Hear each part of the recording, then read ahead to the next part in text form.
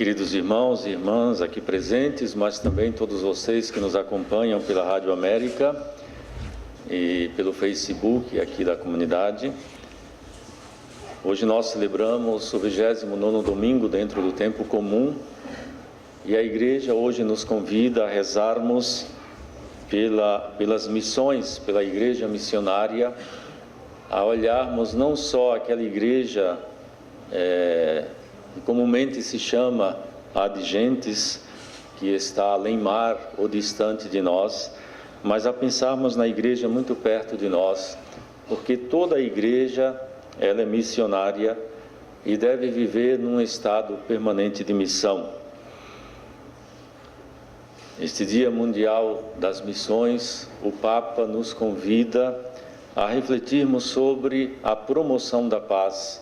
O missionário é um promotor de paz e essa promoção da paz é tão necessária nos nossos dias e aqui entre nós mais ainda.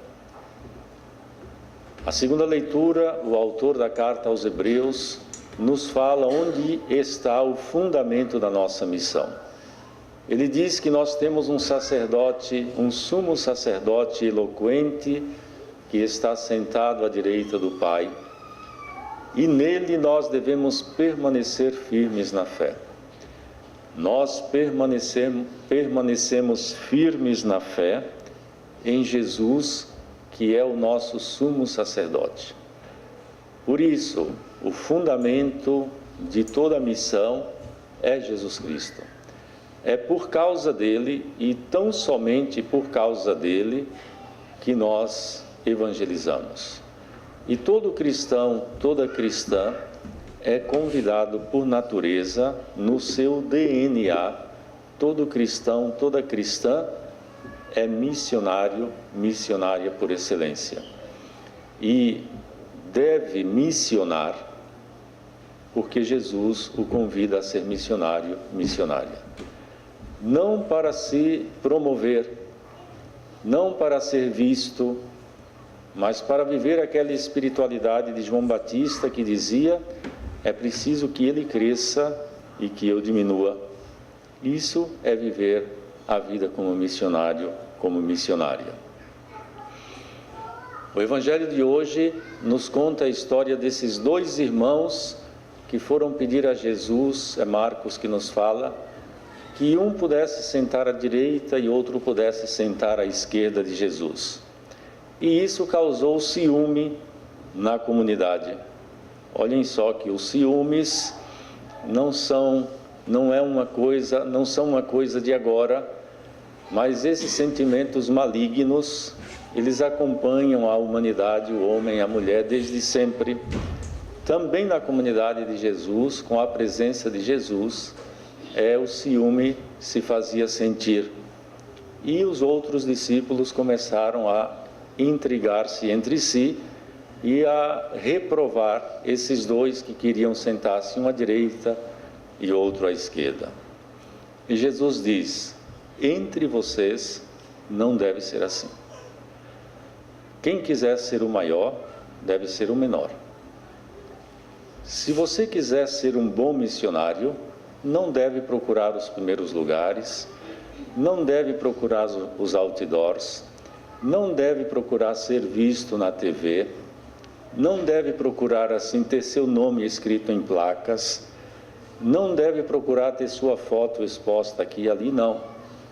Você deve pregar Jesus Cristo, você deve anunciar a boa nova de Jesus. E anunciar de que modo? Anunciar com a palavra, mas acima de tudo, anunciar com sua vida, com as boas obras do dia a dia, sendo uma expressão do Evangelho no dia a dia, promovendo a paz no seu dia a dia, sendo promotor de paz no seu dia a dia. Quem dera que, nesse momento que nós vivemos também, em véspera de eleição aqui no Brasil, os nossos candidatos aí pudessem escutar esse Evangelho. Quem dera pudessem ouvir e deixar-se penetrar por essa palavra de Jesus. Certamente não estariam aí promovendo ódio, a mentira. Quantas fake news, né? Quantas fábricas de fake news nesses tempos. É até vergonhoso acompanhar uma campanha política assim. Porque quem faz isso, quem promove isso, quem promove a violência, quem se coloca como arauto da violência, se distancia desse evangelho. Jesus diz: entre vocês não deve ser assim. Não, vocês devem promover a paz, vocês devem promover a justiça.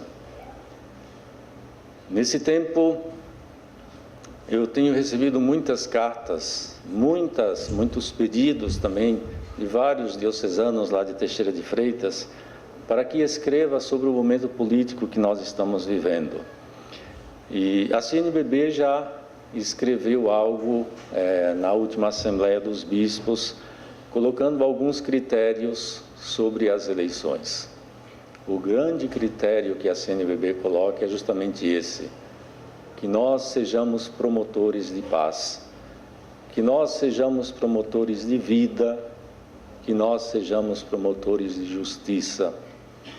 Se não somos promotores de paz, se um projeto político não promove a paz, se um projeto político não promove a vida, e a Igreja entende vida desde a sua concepção até o seu declínio natural, não é só defender a concepção, é defender a concepção até o seu declínio natural.